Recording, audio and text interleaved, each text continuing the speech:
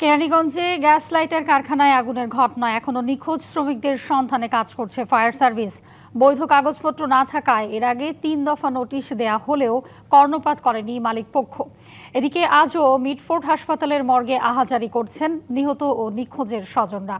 এর মধ্যে স্থানীয় বিএনপি নেতা ও কারখানা মালিকের আত্মীয় আমানুল্লাহ মাস্তানকে গ্রেপ্তার করা হয়েছে।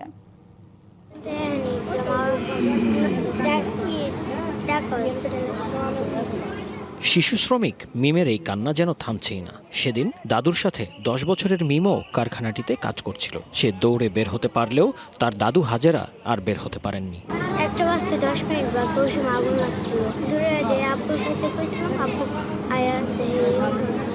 এখন দাদুর খোঁজে ফুফুর সাথে মিটফোর্ড হাসপাতালের মর্গে ডুকরে কাঁদছে এই শিশু শ্রমিক। দাদু আমার আদর করতো, কিন্তু আমার বাইরে বেশি আদর করতো, আমার দুই বোনের অল্প আদর করতো।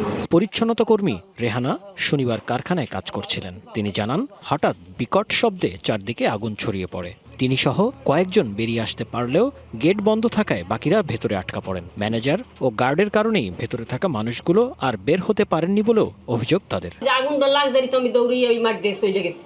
যে এই যে ভিতরে যে দারোয়ান কতক্ষণ বলাইছে, যে ম্যানেজার কতক্ষণ বলাইছে, আমি তো মুগ্ধ ছিলাম না। আমি তো আগুন দেখেই মনে করেন আইয়া পড়ছি। গেট বন্ধ ছিল, আমার ভাইয়া ঢুকছি, আমার মুরব্বী আছে কেউ ভাঙছে, আমার সাথে ভাঙ্গে ঢুকিয়া আমরা আগুন নিয়ন্ত্রণ আনছি। RICL TMX, যুগের পর যুগ স্থাপনা থাকে মজবুত।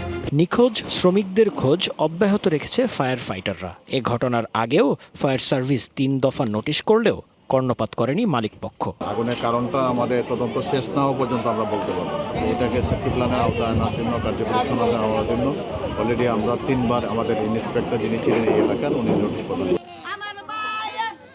এদিকে পুড়ে যাওয়া 3 শ্রমিকের মরদেহ শনাক্তের পর তাদের স্বজনের কাছে হস্তান্তর করা হলেও 6 জনেরই ডিএনএ পরীক্ষা করা হবে বলে জানায় পুলিশ। ভিকটিমের পরিবার থেকে বা পুলিশ বাদী হয়ে আমরা একটি মামলা নেব। মামলা নিয়ে তদন্ত করে পুরো ঘটনার পুঙ্খানুপুঙ্খ তদন্ত, ঘটনার রহস্য উদ্ঘাটন করব। চেহারা অবয়ব দেখে শনাক্ত করে যে মিম আক্তার পাখি, আর 5টি মূলত একেবারেই অজ্ঞাত। অগ্নিকাণ্ডে 6টি তাজা প্রাণ ঝরে পড়লেও এখনও কারখানা মালিককে গ্রেপ্তার করতে পারেনি পুলিশ।